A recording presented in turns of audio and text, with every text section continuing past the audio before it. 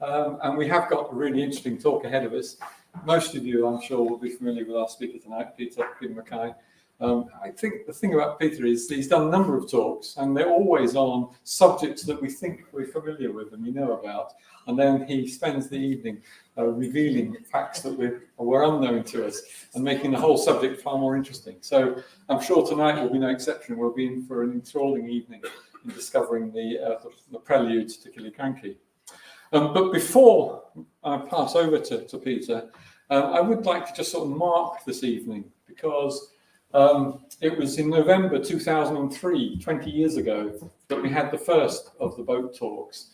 And I think it's probably a fitting moment for us to kind of acknowledge the work that Chris Carter did in thinking of the talks, having the idea, then instigating them, and then organising them and promoting them and putting them on. And during his first season of talks, which started in November 2003, I think there were 4 talks, and Chris gave them all. And the audiences grew, they didn't diminish, so that says something. And then he continued to organise and arrange talks for the next 11 years. So I think it's kind of fitting that on this, our 20th birthday, Chris, would you like to just come up and give us a...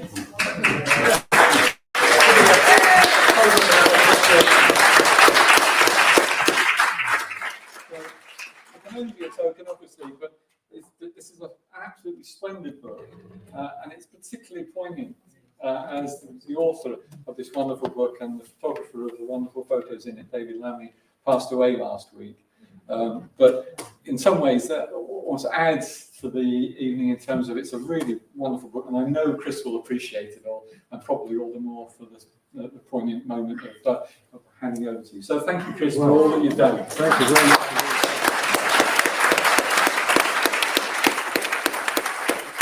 Just before you say that, just before you move on, because there's another round of applause that's due. Chris doesn't do things on his own. So Anne has been there all along, supporting, helping to organise, chipping along, and encouraging. So I think Anne deserves the support. And you're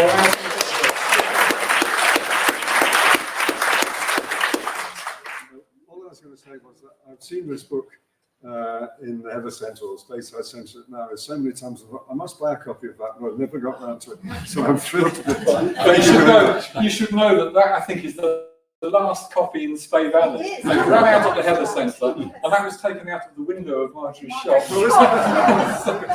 Thank you very much.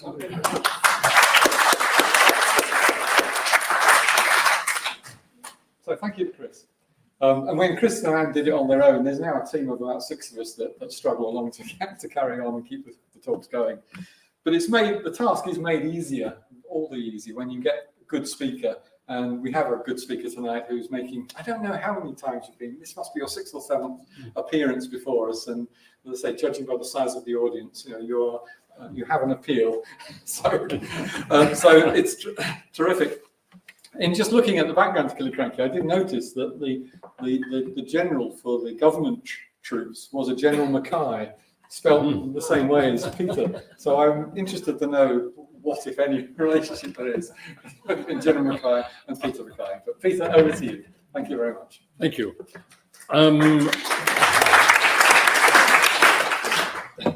Yes, I'm not here as a fan of General Mackay. I have to make that quite clear at the beginning, but I think it'll be obvious during the talk. Why am I talking about Killiecrankie? It's probably because, like all of us here, I've bombed up and down the A9, not so much bombing recently, but bombed up and down the A9. And I knew there was a battle at Killiecrankie. I knew a bit about it. I'd been to the National Trust Visitor Centre, which is very good. And I began to wonder, now, okay, they fought here, but what happened before it? Where was General Mackay? And where was Bonnie Dundee or Claverhouse? And really, as a result of that, I sort of got digging.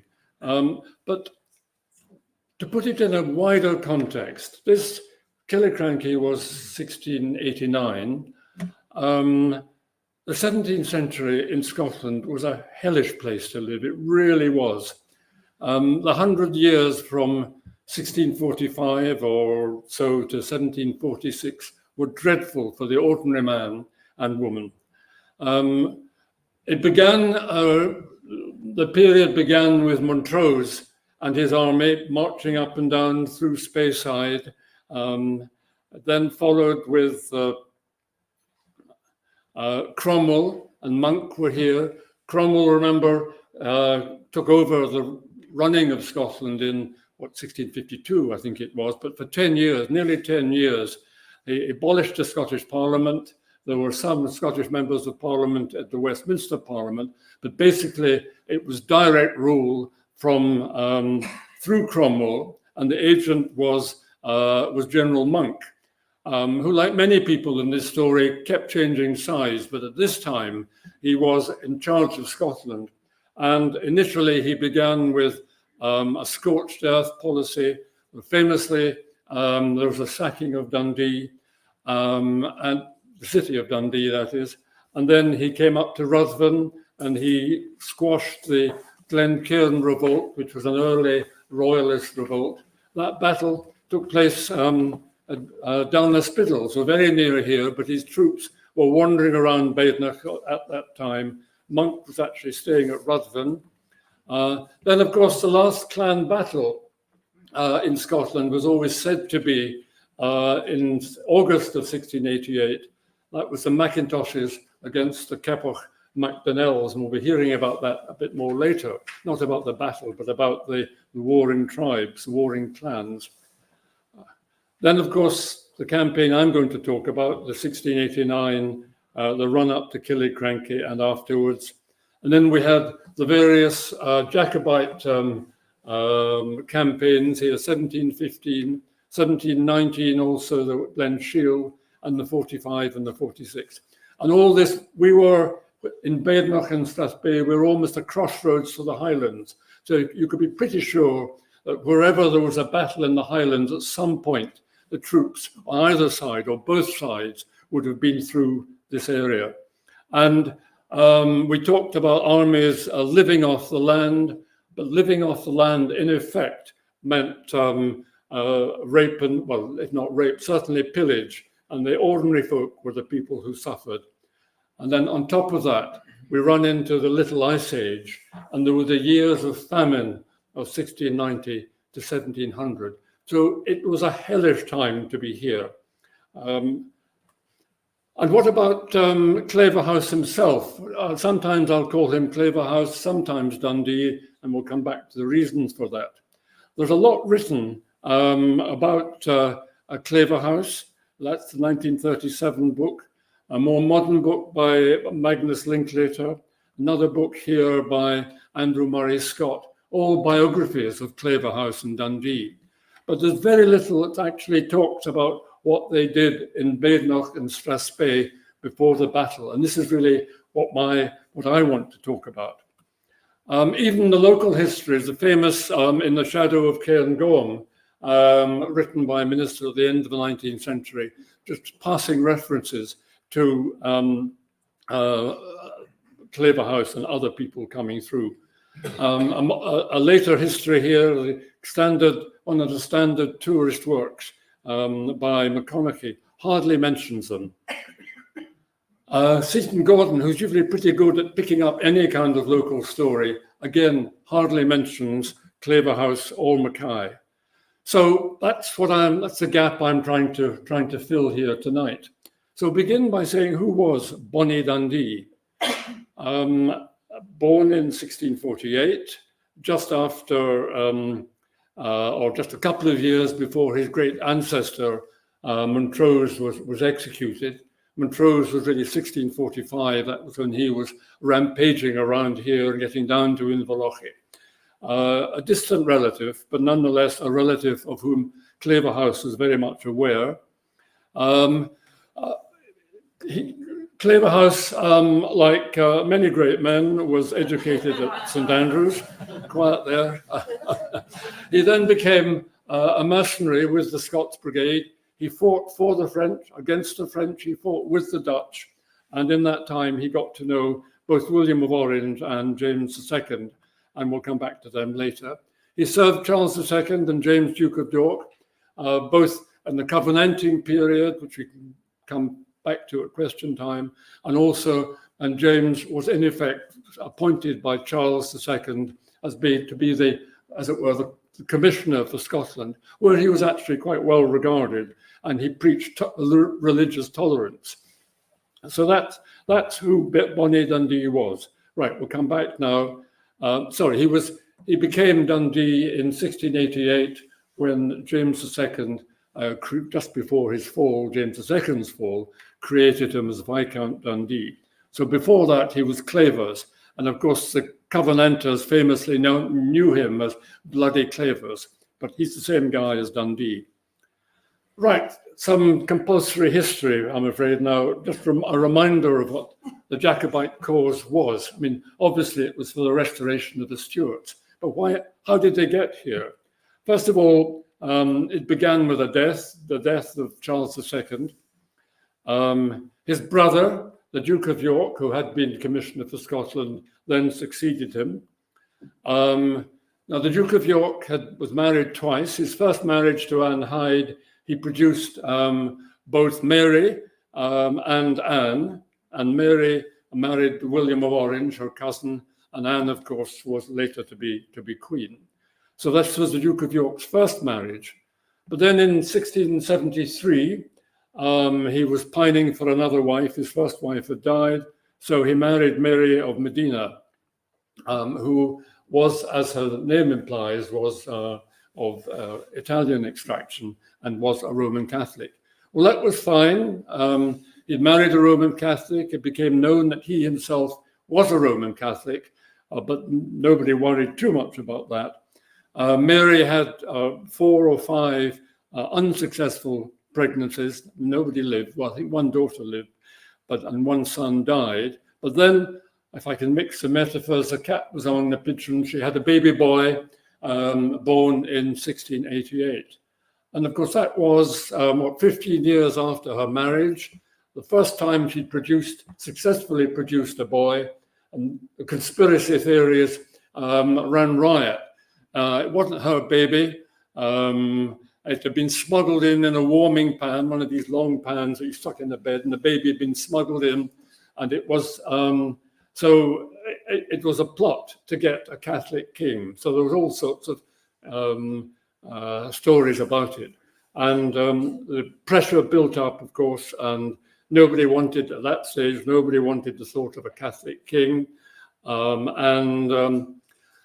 So in November 88, you had the so-called, in England, the Glorious Revolution, and James fled. He disappeared from London, and despite our James Graham, Dundee, Claverhouse, by this time Viscount Dundee, who was down there with the Scottish army, he tried to persuade James II to stay and to fight William of Orange or to resist him. But James, by this stage, had really lost the plot, and he wasn't interested. So he disappeared across the Channel, and Dundee came north with the Scots army.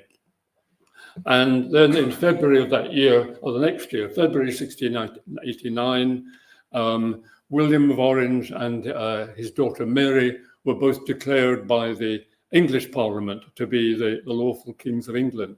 So that, of course, left a problem as to what would the Scots do. This is just a visual kind of encapsulation of what I've said. The big red ring is James II, the blue pair, William of Orange, and the whole issue there was, would they take over as king, or would it ultimately go to the old pretender at the bottom right there?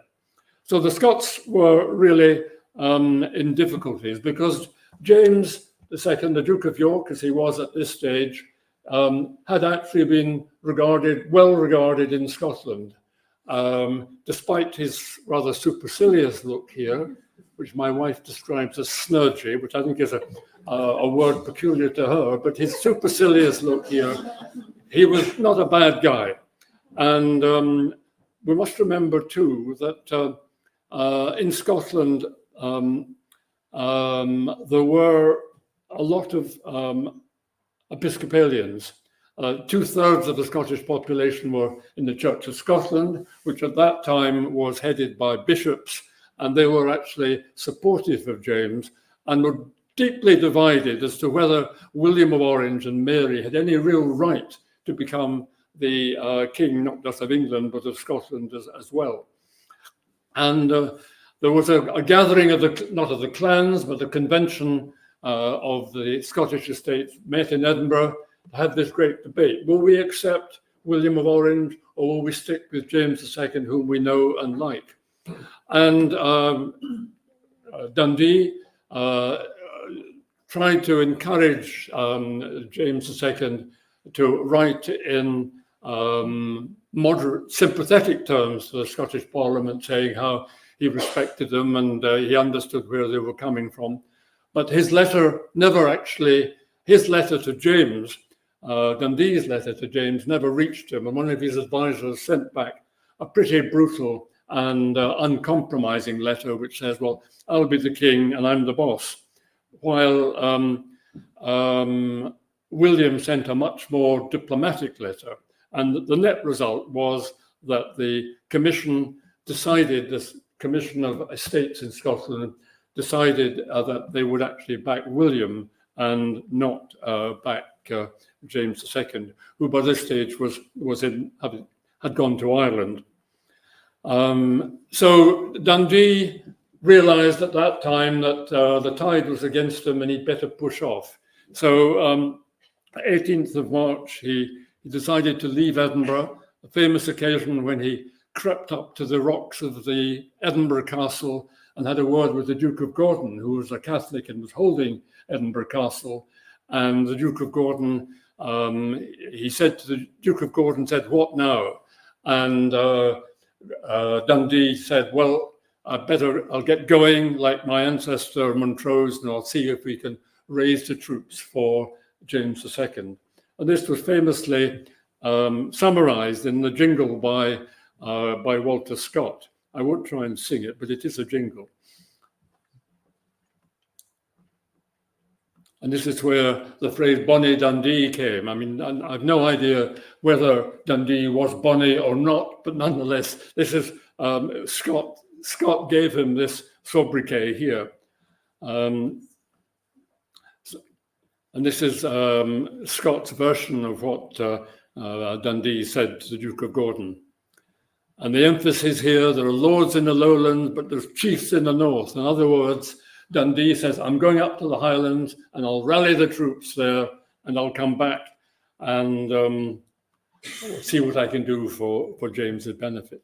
So that's the Scott version of it. Ironically, because Scott characterized him here as Bonnie Dundee, but in old mortality, it was Scott who gave him the sobriquet of Bloody Clavers because of the period in the Covenanting Wars. So in April 1689, Dundee heads north, pursued at one point by representatives of the Scottish, of King William, and he went to Dundee, and from the law at Dundee, he unfurled a banner and more or less said, I'm for James II and I'm not for William. And this is when the revolution, if you like, rebellion began. And Dundee then decides to head north, looking for the chiefs in the north to try and raise the Highlands, just with a small group of horsemen. And off he goes. So having left Dundee, raised the standard in mid-April, by the end of April, he was up in the Highlands. He'd gone right through across the Dee, up to Elgin, and then by the 1st of April, he was knocking on the door of Inverness. Meantime, General Mackay, who at one point had actually sworn loyalty to James II, but to Charles II, if not James II. Mackay had been appointed as in charge of the government troops, whose job it was to track down Dundee and presume him, bring him back for presumably for execution. So, right, here's just a summary. This is Dundee, age 41. This is my clansman, Mackay of Scowry, who looks suitably self-satisfied there, a little bit older. Quite interesting to compare, I mean, to see how closely their careers had coincided. They'd actually fought together on the same side. Both of them, at one point, had fought for William in Holland against the French. They'd fought for the French. Dundee, indeed, was, legend has it, had actually saved the life of William of Orange at a battle in 1674. They'd both at one point been members of the Scottish Privy Council, and both at different times were commanders, had been appointed commanders in Scotland for the King, Dundee for James, and Hugh Mackay for William. And just really as an aside here, it's striking in this period how many people changed sides. Some, at one point, they were for the king, and other times they were against the king. The one exception to this, of the main figures, was Dundee. James was steadfastly loyal to James II. So no, these are the two leaders now. So I've left Dundee knocking on the gates of Inverness on the 1st of May. And who should he meet there but Colm MacDonell of Keppoch, which is a big area around, if you go down to Roy Bridge and that area. The MacDonalds were there. Colm MacDonald was in many ways not a nice man. He got to Inverness ahead of Dundee, and he said, well, I'm going to burn the town down unless you give me X thousand pounds. And the burghers of Dundee, of Inverness, were a bit baffled by this. Fortunately, Dundee turned up, and he's with 50 or 60 horsemen, a very small army, hardly an army. And he met Keppoch outside Dundee, and he said, look, you're not going to burn the city down in my name. And if you want money, I'll give you money, and away you go. Well, he didn't say away you go. He said, I'll give you money not to burn Inverness down. So that's what happened. And Keppoch was a bit miffed by all this. And he said, by this stage, he'd marched through the Macintosh country. Remember I said that the early clan battle was between the MacDonells and the Macintoshes. Getting to Inverness, he'd gone up through Macintosh country, and he had 700 cows, or many cows anyway, Mitchell, we say maybe 500 cows, 700 men, and they all wanted to get home with the booty pretty quickly. So Cole ups and goes. He says, well, if I'm not going to burn Inverness down, I'm going to go home. So he went home. And poor old Dundee was left with not much of an army, to be frank. I mean, he had barely 100 people. Mackay, by this stage, had come round the coast, well, not the coast, but come up the east side of the country and was waiting in Elgin. So Dundee says, well, there's not really much point in trying to take them on at that battle, hopelessly outnumbered. So Dundee heads off south. He goes down the east side of Loch Ness and ends up, by the 8th of May, he was at Fort Augustus. And then had thinking, what was he going to do? So this blue line really is the line that Dundee had taken since he raised the standard at Dundee. He'd gone round the northeast, gone to the Star, which is Inverness, and we leave him, or we find him now on the 8th of May at the big blue dot, which later became Fort Augustus. So Dundee thinks, what's he going to do now? He hasn't managed to raise the clans. He's been unsuccessful in Aberdeenshire. He'd hoped to get lots more people joining in, but he hasn't got them. Colm MacDonald has pushed off home. So Dundee then thinks, well, what am I going to do? So the next day, he heads over the Corriaric. He comes down the Corriaric, crosses the Spey at Laggan, past the farm of Brechige, and then over to a place called Presmuckrach, which probably very few of you will have heard of or even know where it is, like me. And from Presmacherach, he then issues a summons to the Highland clans. He said, anybody who's interested in upholding the right of the Stuarts to the king, come and join me at Spearnbridge in 10 days' time, or less than 10 days' time, barely a week. So that's him at Presmacherach. Presmacherach is on the map. The blue arrow is had come down from Corriarrick. The red dot is just past Lagan at Brecheke. The bottom right ringed circle, that is Presmacherach, which was a little settlement then. I don't know how many were in it, but it was a community. And from Presmacherach, you look across to the A9, and that is the view. In that view, this is the view from Presmacherach.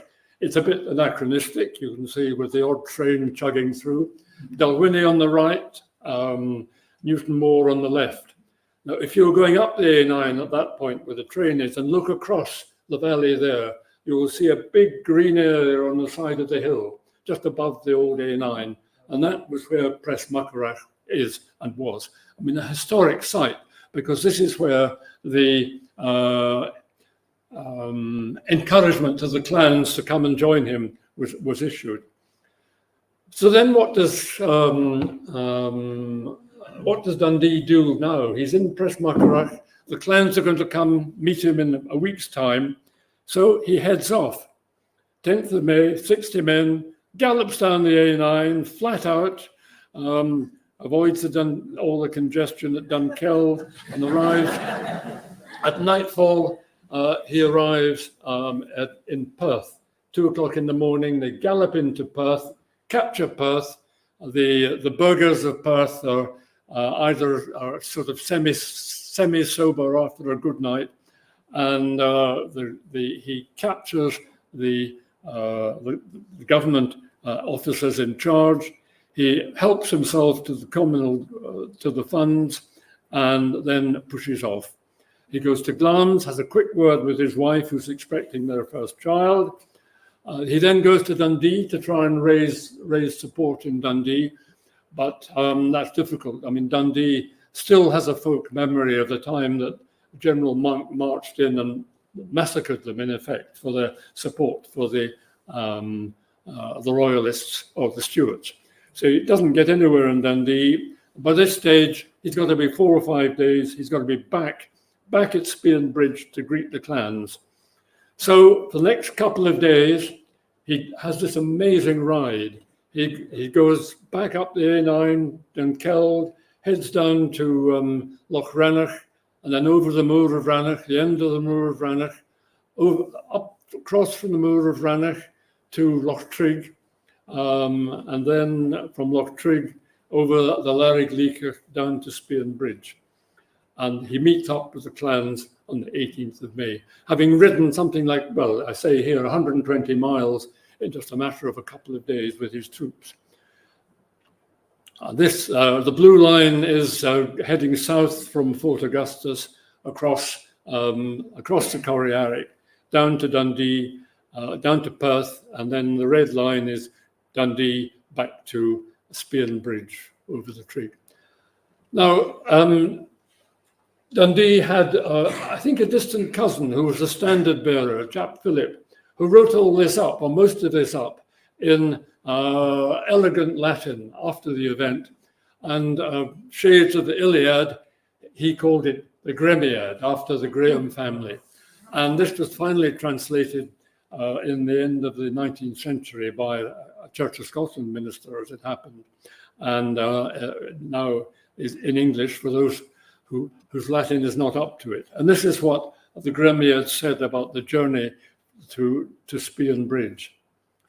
Remember, this is early May, but also remember it is a little ice age, so it's not unrealistic to think that it really was, as the Gremiad said. So they ended up after a week of pretty well non-stop riding, they ended up in near enough Spearnbridge, which is the blue star, the blue emblem there. And you can see how it's surrounded by clans. Most of these clans were united. I mean, they were at each other's throats most of the time, the one thing that unified them was a deep hostility towards Argyll and the Campbells. And the Campbells at this stage were clearly on the other side. So Dundee had a good chance of managing to rope at least some of them in.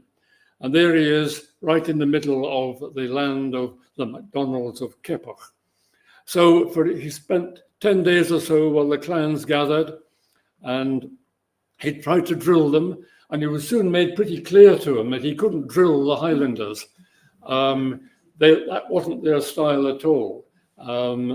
They were the ultimate irregular troops, but he at least wanted to get some discipline, that at least they would charge when he told them to charge or asked them to charge. And all the time, James, by this stage, was in Ireland, desperately trying to capture Londonderry, not wasting, but all his efforts were concentrated on the siege of Londonderry and Ireland. And James had thousands of troops there.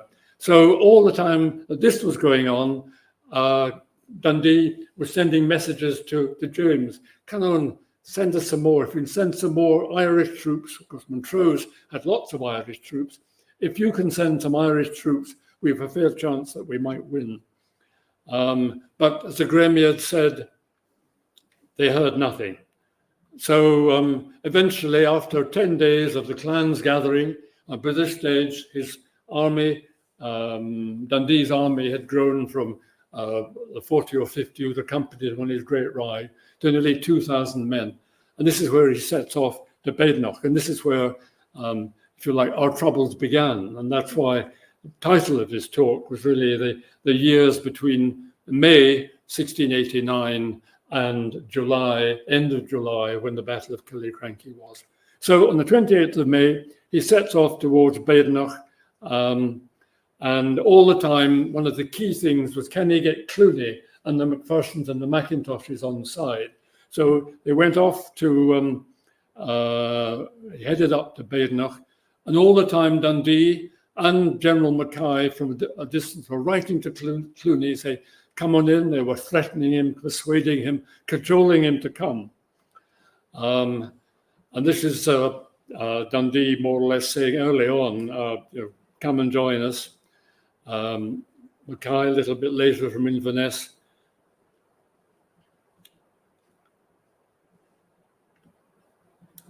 And by July, just before later on, after they'd been to Badenoch, Dundee was still writing to Cluny saying, please, please come and help us. They got to Badenoch. They weren't very successful in persuading Cluny to come on side, but they had a little bit of diversion initially.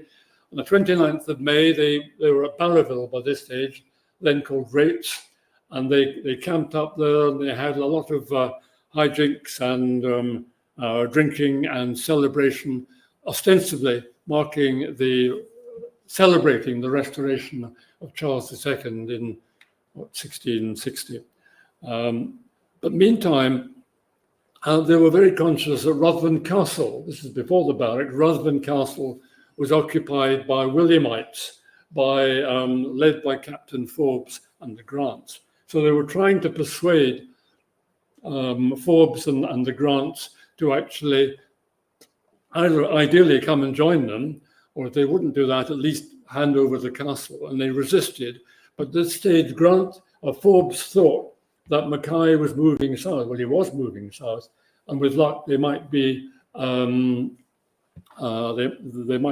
relieved. And so he said, okay, if nobody comes in the next 3 days, I'll hand over the castle. Meantime, our pyromaniac friend, Colm MacDonnell of Keppoch, was busy piling brushwood into the moat round the castle and really getting it all set up for a good blaze. And when the Grants finally move out, and the Forbes moves out on the 1st of June, Keppoch burns the castle down, had a great fire, very successful outing. And as they were moving away from that, Dundee sort of smelt burning when they got beyond Barraville and said, what's happening here? And Keppoch said, well, I don't like the Mackintoshes, and I've burnt the Dunafton Castle down as well, which Dundee blew a gasket. and said, you know, if you're going to be in my army, you're not going to burn down anybody. And apparently Keppoch was so chastened by this that he apologized, which was unheard of, and rejoined the army. But the damage had been done as far as the Macintoshes were concerned. And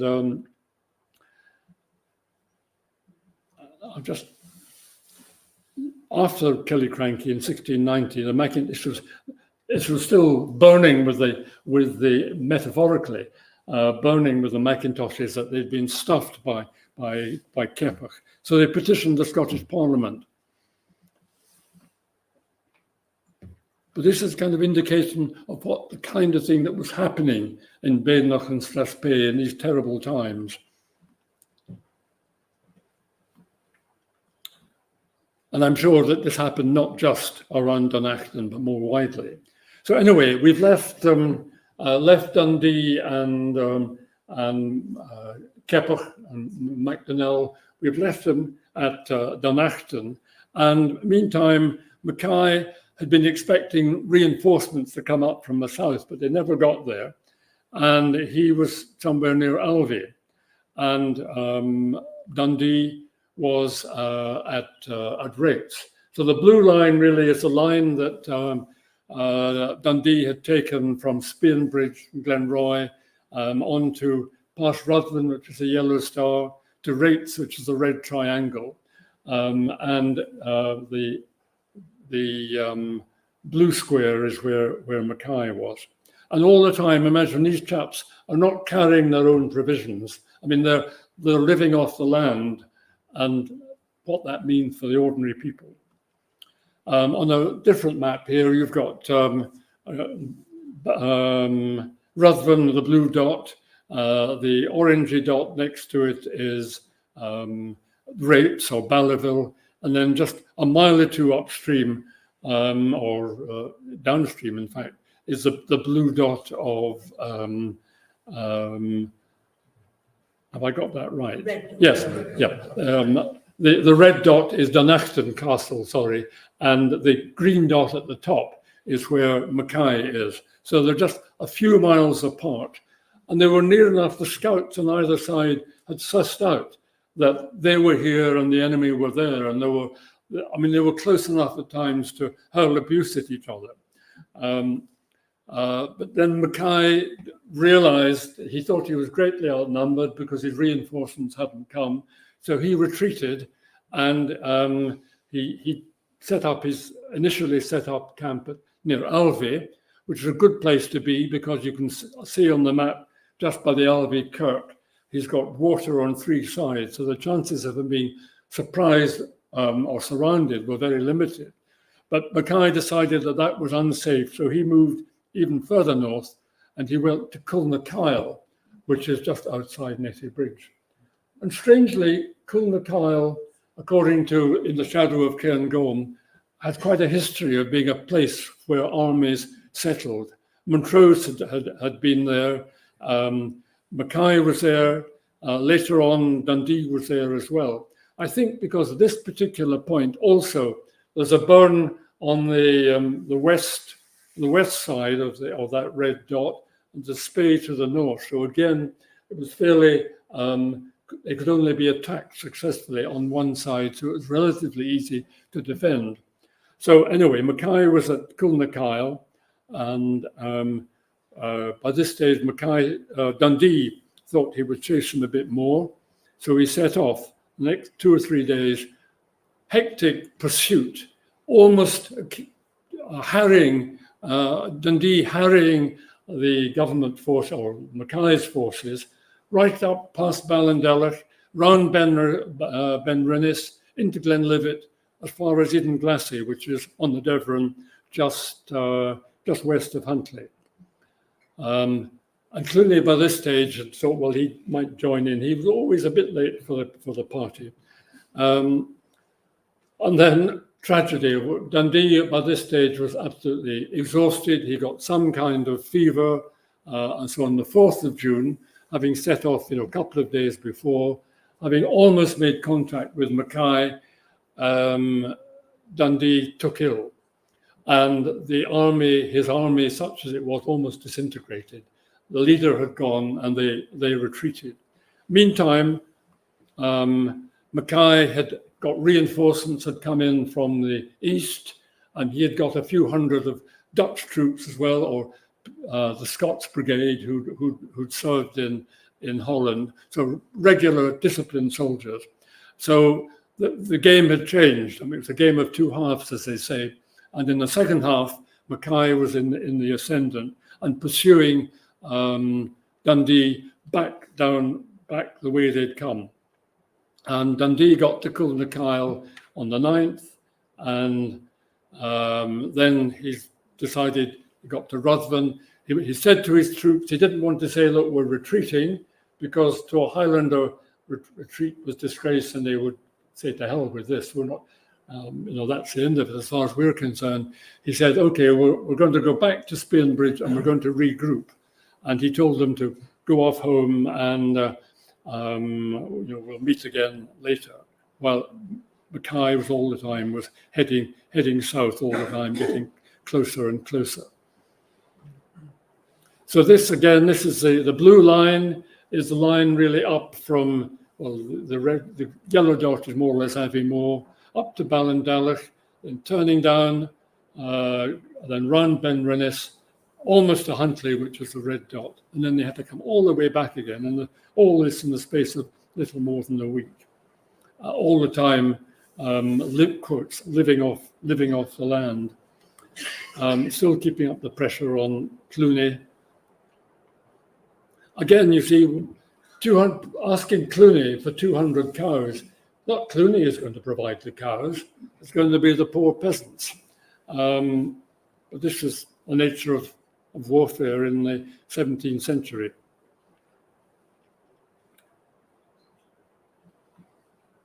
So Dundee in Loch Arbor regrouping, all the time sending messages to James II in Ireland, saying, look, come on, you've got thousands of men there. You'd be much better employed coming over here rather than sitting around Londonderry trying to capture Londonderry.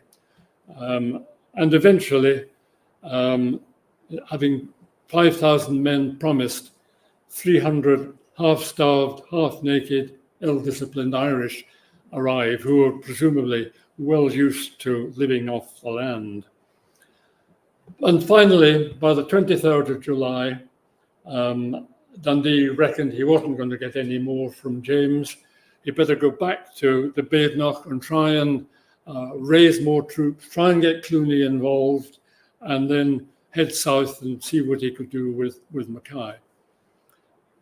26th of July, 3 days later, they arrive at Blair. Cluny hadn't actually joined in at this stage. He arrived late after the Battle of Killiecrankie. And at 26th of July, the Dundee troops are at Blair, and they have a great gathering of the chiefs and say, what are we going to do? Some of them were saying, well, Mackay's not far away. Should we face him or not? And Dundee then looked to Lochiel, Ewan Cameron of Lochiel, and said, as the elder statesman of the clan, what should we do? And Lochiel more or less said, if we go and fight now, the clans will disappear. We've got to hold them together. And the only way we can hold them together is have a battle and the promise of booty. So they decided to fight. That's at Blair. And we all know Killiecrankie. It's an obvious defile. They took up, Dundee took up, this is looking south, Dundee took up his stations at the north end. Mackay, by this stage, had come to Dunkeld and was moving north. And along this little bit of Wade Road, having to take 4,000 troops and guns up this little narrow road, asking for ambush. But Dundee held back. He didn't try and ambush them in the pass. He waited till virtually all of them were through. This is on the Ordnance Survey map. It's a little bit more visible. The battle was really up here. Have I got? Yep. That's and there was another plan here. So Dundee waits until Mackay's troops, most of Mackay's troops are through, 4,000 of them. He waits, he sits up behind the hill with his troops. Mackay knows they're near but can't see them. And they wait till 7 o'clock at night when the sun was setting. Well, late June, the sun was on its way down anyway. And then they charged. Remember, 2,500 men with Dundee, 4,000 or so with Mackay. The figures, all these figures are a bit speculative. They are very hard to get agreement as exactly how many there were, but what's pretty clear, it was almost 2 to 1 in favor of Mackay. And when the charge comes, before the charge, Dundee says, this is his speech to them, also incidentally ends up by saying, and do this for the King and the Church of Scotland, because as far as Dundee was concerned, the Church of Scotland in those days was the Episcopal Church, which 2/3 of the Scots were party of. Anyway, that was before the battle. This is another view of, this is from the National Trust's Visitor Centre version of the battle. And you can see that the purple line going through here that's the line of the A9. So basically, Mackay's troops were below the A9, Dundee's troops were above the A9, just behind, there's a ridge there, so they weren't visible when Mackay assembled down here. So that was getting all set for the battle. 7 o'clock, the order is given, and the charge took place. The battle was over in less than an hour. It was a hellish battle. Again, the figures of casualties are difficult to get an exact figure, but of this sort of order. And of course, in those days, if you were wounded, the chances of you dying were pretty high anyway. So basically, you can say the casualties for the government troops from Mackay were 1,700, almost half of his troops. They weren't much better for the Highlanders. I mean, they probably lost maybe 1/3 of their troops, but it was undoubtedly a victory. In half an hour, it was a victory. It was said that part of the reason for the victory was that the Highland troops had muskets. They would discharge their muskets, throw them away, and then get in there with their swords and attack them. Whereas the government troops under General Mackay, they had then recently been fitted with bayonets, but the trouble was after you fired a few shots from your musket and then wanted a bayonet, it took time to take the bayonet out of its bracket and fit it onto the musket. So there was a delay there as the government troops tried to fit their bayonets to retaliate, and they couldn't.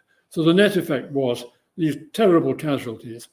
And quite interesting to compare. Again, figures are not exact, but at Culloden, there were 2,500 casualties out of 15,000 combatants, i.e. 1 in 6 was a casualty. The Battle of the Boyne, 60,000 people, 2,000 casualties. 1 in 30 was a casualty. Compare that with the death and destruction at Killiecrankie. It really was an incredibly bloody battle in every sense of the word. And of course, the final thing was that Dundee was killed. So that's why it was a Pyrrhic victory, basically winning the battle and losing the war. I could stop there, but I'll just go on a little bit for what happened afterwards. This stone is marked on the Ordnance Survey map as being the Claverhouse of Dundee stone. They thought it was where he died, but in fact, as we saw from the other map, that the main battle took place further up the hill, and they reckon now that this is just a run-of-the-mill Neolithic stone. They took the body of Dundee.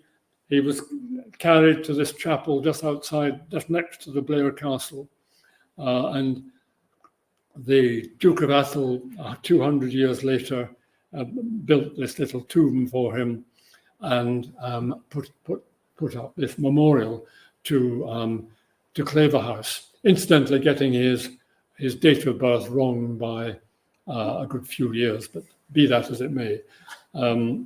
So that was the end of Bonnie Dundee, buried in this little chapel next to Blair Castle. Afterwards, the troops, not leaderless, but they'd lost Dundee. They were defeated at the Battle of Dunkeld. They were far and away the largest numbers, and they were defeated by the fanatic Cameronians, the Covenanters, who were only about half their numbers. Street fighting, which of course didn't suit the Highlanders' idea of battle, which was basically get the enemy in a field and charge at them. You couldn't actually do that in the small houses of Dunkeld. So they were defeated at Dunkeld. They retreated in disarray. They went off to the harvest with not much booty. Some of them got together in September, and then they wandered around the Badenoch and Strathspey and further afield for a few months. And then in May 1690, they were defeated at the Battle of Cromdale. Again, the government forces having based themselves at Killiecrankie. They were defeated at Cromdale, and that really was the last battle of the first Jacobite rising. Although the more important battle really was in a few months later at the Battle of Boyne. James II had failed to capture Londonderry. He was defeated in Ireland, and really that was the last hope of James II. And of course, a lot of counterfactual history. Was this the Jacobites' best chance? I think it probably was. Remember, the country was divided. We'd been divided right at the beginning in the debates in Edinburgh. It was a close-run thing, whether they'd go for William or for James. That the Catholics were on side. The Episcopalians, who then called themselves the Church of Scotland, they were on side. And the Constitutionalists, who believed that almost irrespective of the character of William on the one hand and James on the other, James was undoubtedly the legal king, a descendant of the Stuart dynasty. So that was, James was in Ireland. Now, if James, instead of faffing about trying to capture Londonderry, had actually come over with his Irish troops, they could have wreaked havoc. And of course, Dundee was a charismatic leader. So I think probably there is a good argument. This was the Jacobites' best chance. They tried again in 1708. A French fleet came and got lost. They tried in 1709, I think, when the Spanish were involved in the Battle of Glenchiel. They tried in 1715, and they tried in the 45. But by that stage, the country, particularly the 15 and the 45, it was after the Act of Union, the country was settling down to being relatively unified. And the chances of success were far less than they would have been in 1689, 1690. But of course, the troubles weren't over for the ordinary folk. I mentioned early on the famine, but 10 years of famine from basically formally from the 1680s, 1690s to the end of the century. And they were popularly known as King William's ill years, because this was the beginning of King William's reign. And then the climate change was markedly impact on crop failures and famine, to such an extent that one commentator in the mid-1690s was recording this, that people are dying in the wayside, they're dropping in the streets. And the overall position in the rural areas, they would say, and of course Scotland was largely rural then, that there's massive death and emigration. So that life was pretty tough at the end, right through until the 1700s. But things did gradually get better. I mean, skirmishing continued in the Highlands right up to the time of the Glencoe massacre, because remember, the point of the Glencoe massacre was that the chiefs, the Highland chiefs, were supposed to sign allegiance to William. And MacDonald in Glencoe was a bit slow in doing it, but he did it nonetheless. And the other chiefs had all signed up. But up until then, there was still sporadic skirmishing. Then, of course, superimposed on that was the economic disaster of the Darien scheme, when such capital as there was in Scotland was largely lost in the Darien scheme. Then the Act of Union came, and they gradually began to get a bit of stability, but you had these further failed Jacobite adventures on these dates, each of which will have added a bit to the general despair, but things were getting better. Ruthven Barracks was built on the ruins of the Ruthven Castle in 1719, and that meant that soldiers were stationed in Ruthven and other places like Inverlochy and Glenelg and other remote or rural locations, and Inverness. And that meant the stations, soldiers were there. They too would still be prowling around trying to scavenge cows and sheep and any plunder they could get.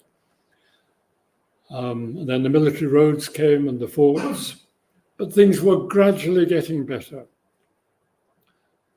Not least in Badenoch, as David Taylor's book made clear, the cattle trade was beginning to get going to the south. Reaving and clan warfare was becoming less the order of the day, and increasingly, as you got into the middle of the 18th century, there were opportunities to serve in the military, both as an officer and as in the other ranks. And part of that also, the collapse of clan loyalties, the clan chiefs all looking to London and Edinburgh. But that did mean that for the ordinary man, there was perhaps a better chance of getting security of tenure in some places from people like the Macpherson Grants, if not the Dukes of Gordon. So things were getting better. So I suppose one finishes by the thought that however bad things were in the 17th century and right up to the 1745, they did gradually get better, and things were much better then than they had been at the time of Dundee and Mackay stravaiging through Badenoch and Strathspey. That's the end. Thank you.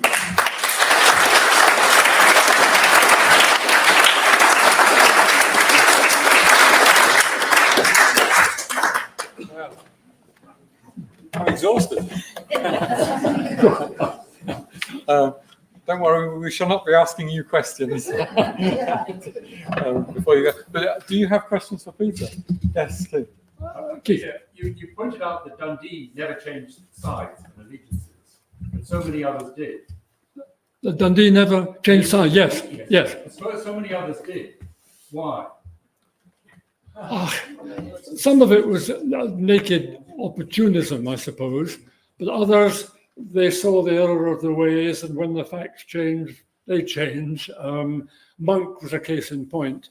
Much earlier, Monk had been a pillar of Cromwell, but by 1660, he realized that the Cromwell administration just wasn't the right thing, and he went over and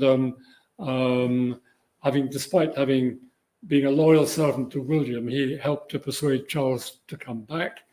Earlier than that, Montrose had been a Covenanter. He decided eventually that his loyalties really lay with the king, so he changed. I think it's a matter of principle. General Mackay, Hugh Mackay, difficult. He was James II. In 1688, did offer him a bit earlier in 1685, I think, offered him the post of being Commander-in-Chief in Scotland. And to be fair to Mackay, he didn't actually say yea, and he didn't say nay, but he went back to his Dutch bride and decided that he got more in common with the Dutch and William than he had with the Highlanders. Despite coming from Scourie, he was quite clear from his own memoirs that he really wasn't in sympathy with with the Highlanders. He regarded them as little short of savages. And ironically, again, he had the Gaelic, but never used it. Dundee, coming from Angus, didn't have the Gaelic, but still managed somehow to identify with the Highlands. So I think it's a mixture of honourable and dishonourable changes of side. But James didn't, but Dundee didn't. Yes. Just a couple of questions about Cluny. First of all, what clan was he from, and how important was he in Badenoch at that time? Was he a major landowner? I didn't hear. Yeah. The question is about Cluny and what clan was he, what allegiances did he have? And you did make reference to him, seemed to be a pivotal, and they was being kind of sought after by both sides. So well, there are others here who know much more about that than me, but basically, I mean, Cluny spoke for the MacPhersons and indeed the Mackintosh and the wider thing. And I think he was just trying to work out what was best for the Mackintoshes and MacPhersons and Cluny himself. I mean, he was late in eventually he did actually send troops down towards Killiecrankie, but they arrived after the battle. But it's characteristic of Cluny. But he was then attainted. I mean, he was held as a rebel by the government of the day. And I think that was fairly similar to what happened in the 15, if not the 45. I mean, there was quite a lot of the bigger landowners that the elder son would opt to one side and the younger son would opt for the other to try and hedge their bets. I mean, it was a pretty anarchic, amoral time, and I don't think Cluny was. I don't think he was disreputable or dishonourable. He just was struggling to find out what was best for Cluny. They all wanted to back the winner. Yes, they didn't know who that was going to be. That's right. Yes. Yeah. Yes. Okay. I just wonder what happened to Mackay. After this, the Stramashes were settling down. Did he go on to great things, or? Yes and no. I mean, he was killed in battle eventually, but right. There's an inevitability about that. In Holland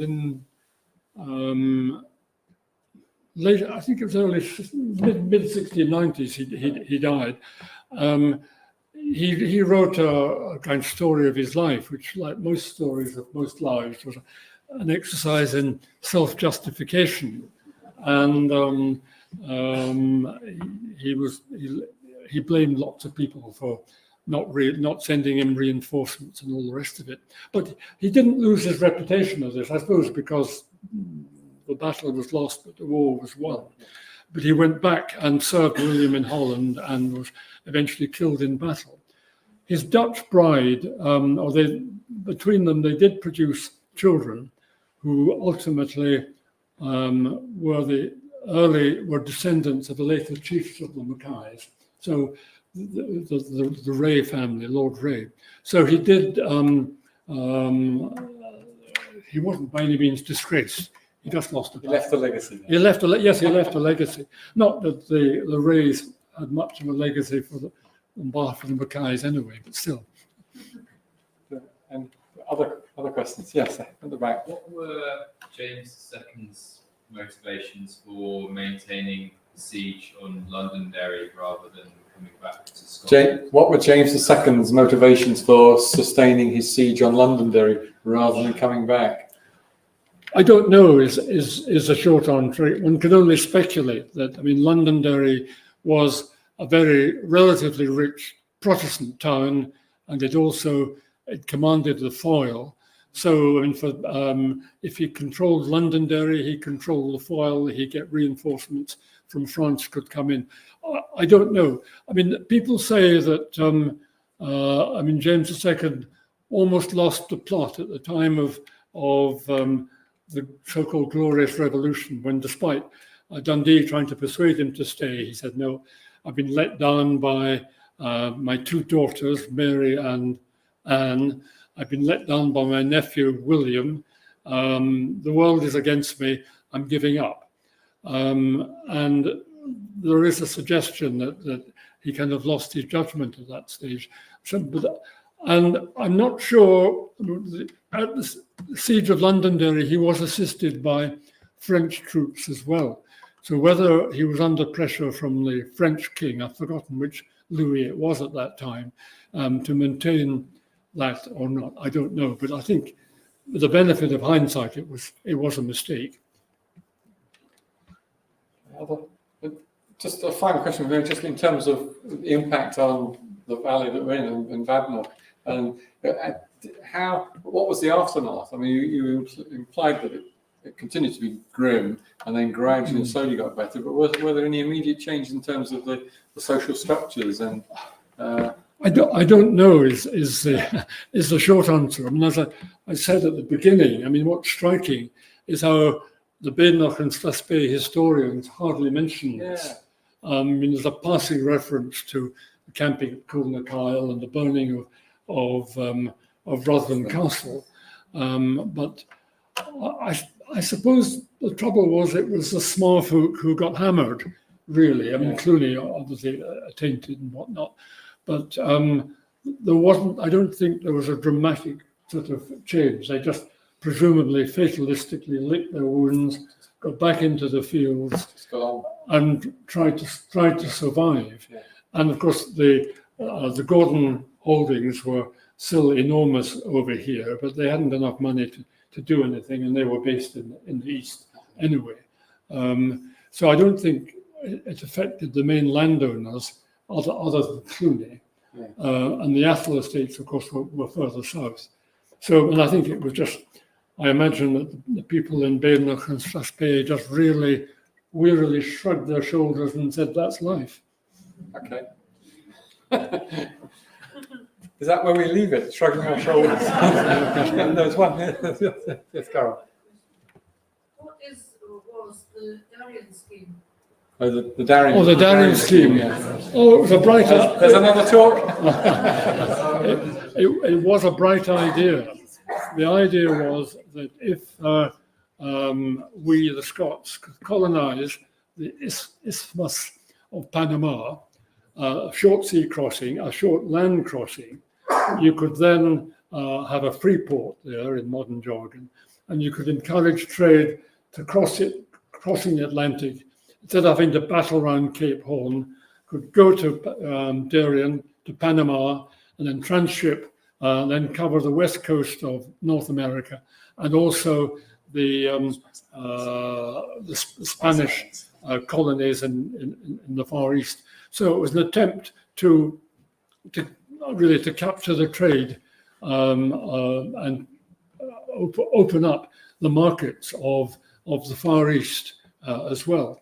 And in theory, it was a good idea, but they forgot to ask the Spaniards, who actually controlled the land, and the combination of the Spaniards and disease and inadequate support from home. And of course, the English were against it as well. I mean, there was still the Navigation Act, which didn't allow or to penalise trade between Scotland and England, although we were still part of a United Kingdom. So, I mean, it was pretty clear that any trade coming from Darien, going to Europe, or going to England in particular, would be subject to the Navigation Acts. So, I mean, it really failed for largely political reasons, although in fact the land itself was very hostile. As we know, when de Lesseps built the Panama Canal, they lost tens of thousands of people because of disease and destruction. But the trouble was virtually all the Scottish capital, free capital, went into this one great idea. And the collapse of that meant that the landed classes had no money, commercial classes had no money, and that accelerated really the drive to the Act of Union, which would mean then they would be able to have free trade with England as well. Didn't it also allow the English to do a little bit of bribery? The suggestion, somewhat cynical, I think, was that it may have allowed the English to do a bit of bribery. Well, that was like, I mean, I'm not sure we're much better these days, but yes, I mean, clearly, it's clearly, I think there was bribery of some, and I think there's no doubt if you'd taken the plebiscite at the time, it would have been rejected. On the other hand, the commercial classes benefited enormously. Gradually, as I implied earlier, I mean, right or wrong, the Act of Union brought stability and economic opportunities which hadn't previously existed. So it was probably a good investment by the English. Whether they still think it's a good investment, of course, is another matter. Chris, yeah. Just very briefly, going back to the main subject, the issue of communication with these various groups of troops moving about the Highland must have been terribly difficult. Yes. You mentioned, for example, Dundee writing to Cluny on a number of occasions. Now, how long would it have taken to deliver a letter and get a reply back before you can make a decision? Yeah, you're absolutely right, Chris. The only means of communication was really by letter. Dundee was a prolific letter writer, almost obsessive. He'd be writing a dozen letters a day, cajoling, threatening, persuading. And Mackay, as we saw, was doing the same thing, and also sending letters back to Edinburgh saying, "Come on, boys, I need more resources." And of course, it was used. Sometimes it wasn't altogether clear whether letters that were captured were intended to be captured. There was a game of bluff and double bluff going on all the time. But as I say, Dundee, being an educated man from St Andrews, was a very good letter writer, and there were lots of them. But there was no. Well, the alternative was runners of one kind or another. But they believed in, as we St Andrews say, they believed in having the ipsissima verba of a letter rather than relying on a messenger. Last question.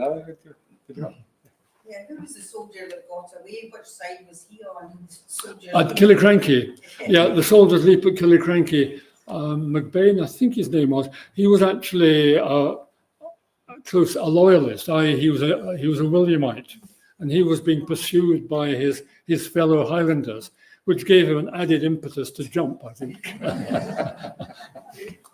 Okay. Yeah. Yes.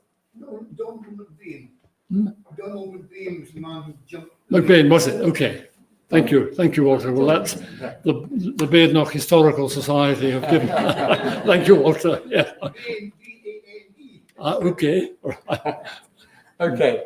I think that's a good point that we should draw the evening to a close. So that was a fascinating evening. I think it's really kind of enthralled us all, and I've certainly learned a lot from it. And it's been great to have you back with us, Peter. So thank you so very much for.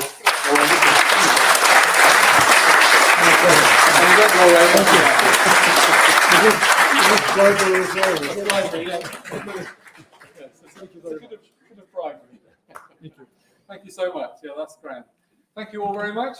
In a fortnight's time, we have Alan Rowan. I think anybody interested in the Munros would be fascinated by this talk. He's a journalist by trade, and when he finished his work late at night, too much adrenaline running, and so he would go off and climb the Munros at night, and therefore be at the top at dawn. So it'll be a lovely talk. He's written several books. They're all available in Waterstones and on Amazon.